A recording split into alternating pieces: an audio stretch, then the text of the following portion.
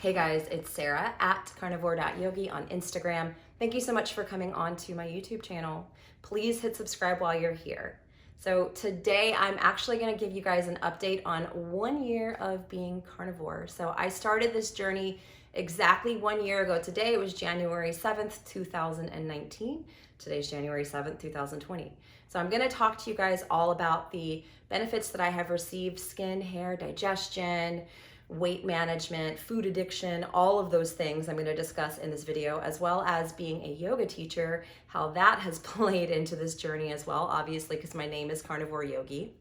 So before I jump into all of those things, I do want to make a disclaimer that I'm not a doctor, I'm not a nutritionist, and I don't know if this will be the right thing for you to do. I have basically done everything from veganism, vegetarianism. I did that for years until my health ultimately failed me.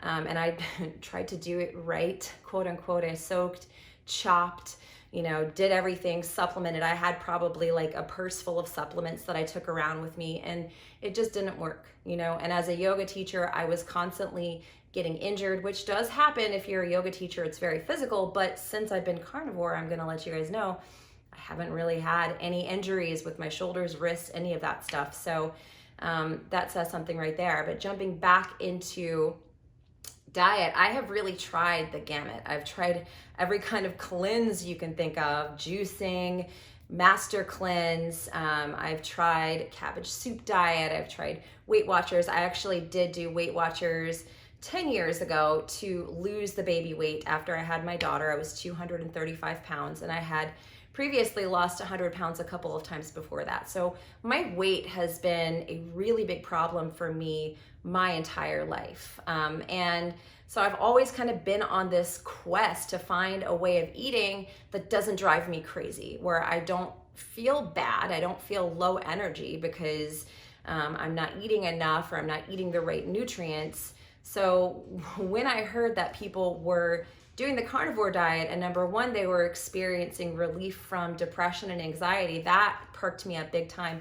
But then when I heard people weren't really tracking and measuring, and they were finding this way of intuitive eating, that also perked me up. And I have tried to do intuitive eating with carbs, with paleo, with all of those things. And honestly, I do plan on doing a video of why the ketogenic diet in particular didn't work for me. Comment below if you are interested in that. But essentially, not tracking and being intuitive with my food and eating till I was full sounded amazing to me. I also had anxiety, depression, I had eczema, I had IBS, and so I would, I thought I was doing the right thing by eating a ton of greens. I would make a big pot of collard greens and eat those throughout the week. I would eat my Brussels sprouts, my asparagus. I tried really hard to have the, quote unquote balanced diet, because I do get a lot of people that comment and say, oh, just eat a balanced diet and you'll be okay. You'll be okay. You don't have to be so extreme, I didn't jump straight from veganism into carnivore. There are people that do that. It was a very slow process for me. It was vegan to, I added egg whites to, I added some chicken to, I eventually added red meat, which was hard for me because I've been brainwashed to believe that red meat is so toxic and dangerous for us. So I finally started adding that in and feeling a little bit better. But once I got to this point, and it was last year, November, December, I felt horrible. I've talked about this before in other videos, but I had ovarian cysts. I was at my doctor. We did an ultrasound. I had cysts all over my ovaries. I was really terrified that those were going to rupture because my monthly cycle was already really painful and pretty debilitating. On top of that, I had depression, anxiety that came and went. I've been, my first experience with antidepressants was at the age of 14. I was put on Zoloft and Ritalin, and then I started, in high school with the sleeping medications.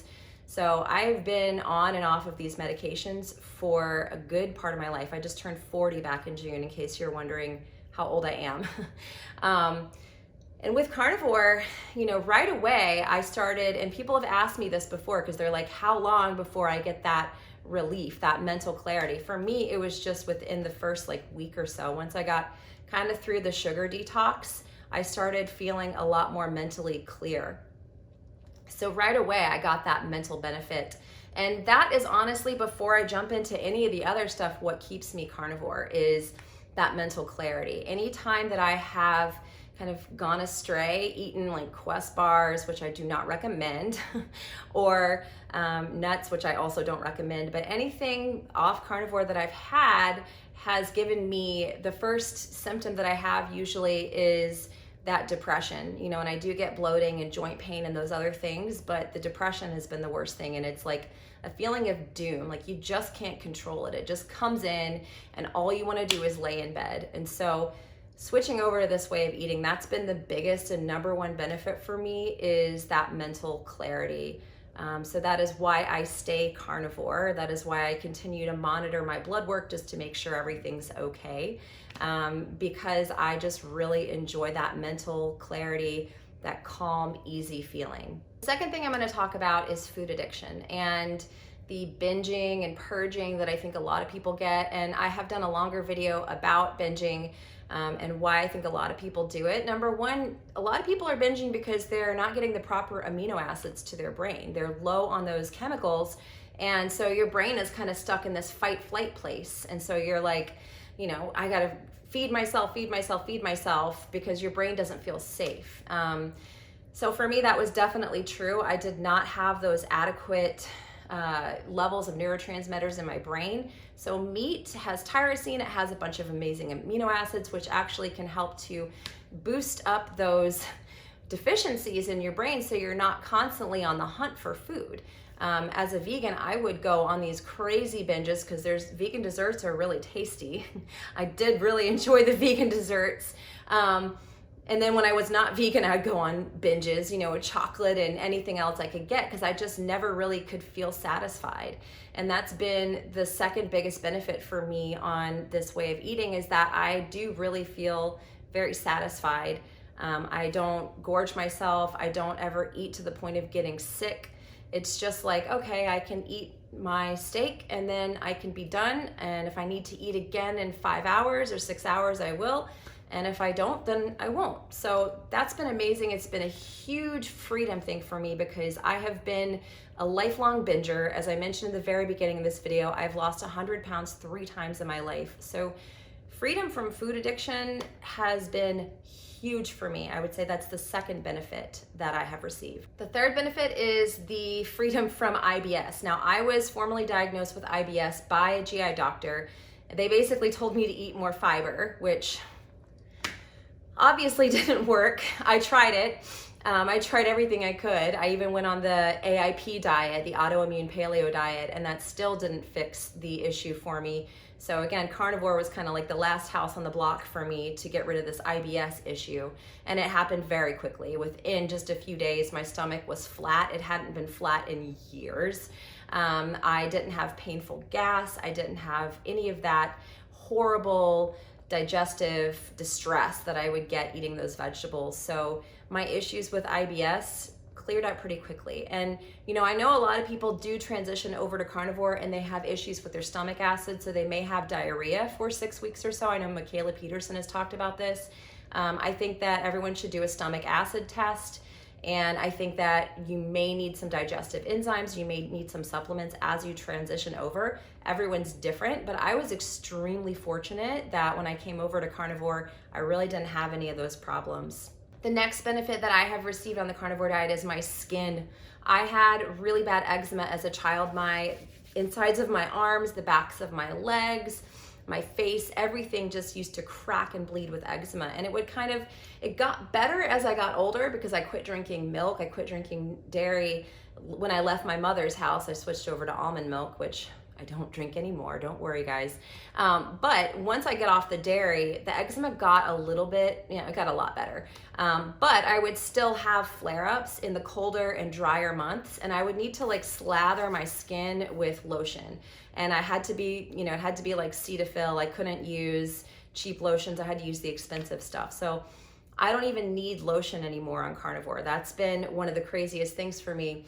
I do use a little bit of a tallow cream on my face just because I like to have a little moisture, but my feet used to crack and bleed, and I'm a yoga teacher, so I'd have to walk around barefoot with cracking, bleeding feet. My feet are so super smooth now. My skin is so super smooth now, and I don't need to slather myself with lotion. Right now it is January. It is a colder, drier month here, and I really haven't needed to buy any of that lotion, use any of those chemicals. As I mentioned in a previous video, I have not used deodorant in almost an entire year. I just haven't needed it. And it was an accident the way I figured it out. I forgot to wear deodorant one day to a hot yoga class and came out of there. I was like, oh, I don't smell bad. So I just quit wearing deodorant. I have not needed it for an entire year. My hair has gotten thicker, healthier. I have to get it cut a lot more often. I also am not a natural blonde, and my hair's gotten darker. So those of you who color your hair, you will have to probably do it more often, but my hair has gotten darker and thicker with this way of eating as well. I don't wear any makeup other than a little bit of powder and mascara, which is pretty cool because I don't know, if you want a makeup tutorial, you won't be seeing it on this YouTube channel because literally all I do for makeup is like teeny little bit of powder and a little bit of mascara and I'm good to go. I've never been a super girly girl anyway. So this way of eating has helped tremendously with that I really just don't need a lot of personal care products. The biggest thing about this way of eating is that my body is kind of beginning to trust me. I held on to weight for a very long time and I had to just kind of let myself eat with carnivore, which was really hard for me because I would go through little bits of time where I would gain a little bit of weight. It was never anything significant, but I would put on a little bit of weight and then it would just kind of come off. And so my body over this last year has really just been learning to trust me again. And that's been, it's been a little challenging mentally. I have looked around myself for support, people like Kelly Hogan, people that have been doing this for a very long time, just to kind of surround myself with that positive energy. Because when I was eating other ways, I was constantly tortured mentally by food cravings, body dysmorphia, and just eating this way, my body is finally like relaxed.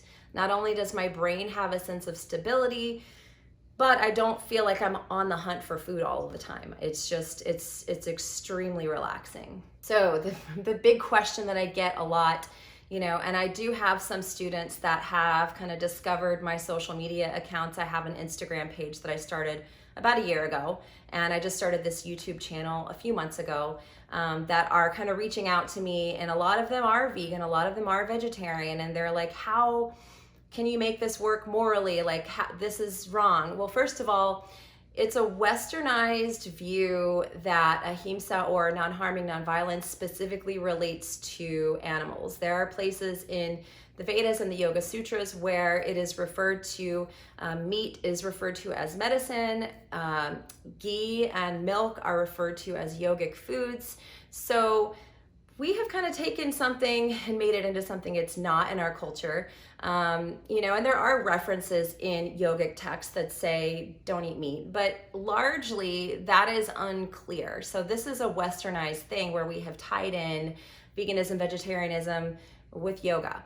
And second of all, even if you do believe that, I believe that if you are eating meat from a grass-fed, sustainable, regenerative farm such as White Oak Pastures, that you are helping the environment. It is carbon negative. So there's been a ton of brainwashing. Not only have we been brainwashed to believe that eating red meat is bad and it's going to kill us, that it's harmful, it's going to cause cancer, because this is all based on epidemiological studies. So they show correlation, they do not show causation. There have not been sufficient nutritional studies of people just eating meat who aren't eating sugar, carbs, and having other poor lifestyle choices. Those studies just don't exist.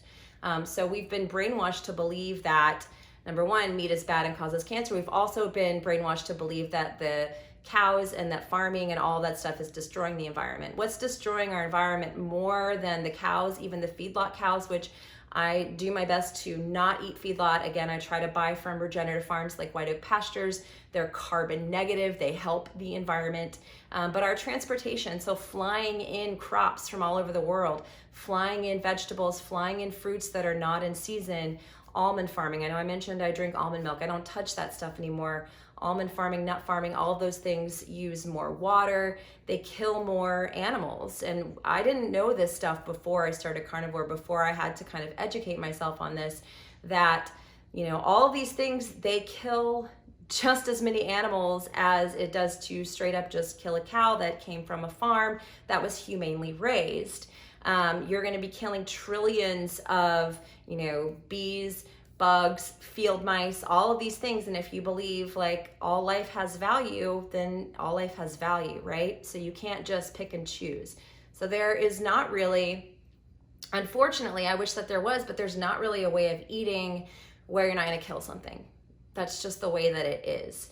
And for me, when I was not eating meat, when I was eating all the vegetables and trying to do whole food, plant-based, and, you know, taking all the supplements, I just wasn't well. I was constantly sick, I was constantly injured, and I couldn't be of service to my students. I couldn't be of service to my family. I couldn't be of service to the world and contribute in any way at all. So I think it's important that we look at things, that things are not so black and white, you know, that we don't follow something blindly. And I'm talking about carnivore too. I think that everyone, again, needs to do their own research. Will this way of eating work for you? I don't know. I'm literally just telling you guys my experience, what's helped me, and, you know, if I can help someone from that, awesome. I do get a lot of comments on my videos, and a lot of them are really positive, and I appreciate that. But I also get a lot of people who are very angry, almost like offended that I eat this way or that I do this. And it's not, I'm not doing it to offend anyone or piss anyone off. And I'm not making these videos out of any kind of agenda other than hopefully I can help people, you know. So thank you for watching this. I hope it was helpful. Please share it with anyone you feel could be helped. Please subscribe to my channel. I'm going to be doing interviews. I try to do like a weekly update video every week, just telling you guys how I'm doing. But again, thank you so much for coming on to my channel, and have a really wonderful new year.